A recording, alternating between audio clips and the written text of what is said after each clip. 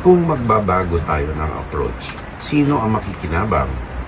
Tayo naman, maliwanag yun sinabi na ating Pangulo, ayaw natin ng digmaan, ayaw natin ng gulo.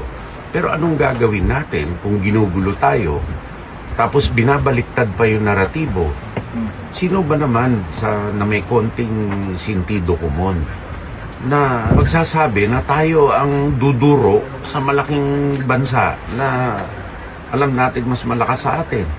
Pero no choice Hindi tayo binibigyan ng choice. At tandaan natin, bansa tayo, Republika ng Pilipinas. Kapag tayo yumuuna lang, huwag na natin tawagin Republika yung ating bansa, di ba? Secondly, ang dami na nating sinubukan na approaches sa China.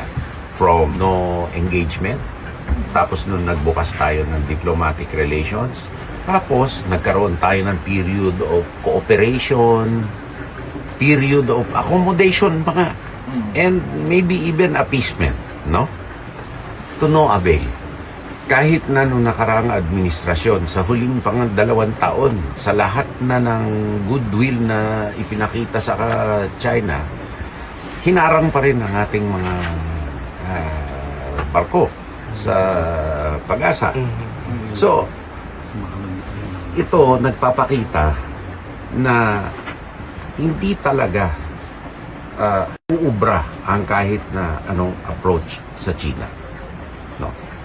At nasa political DNA nila yan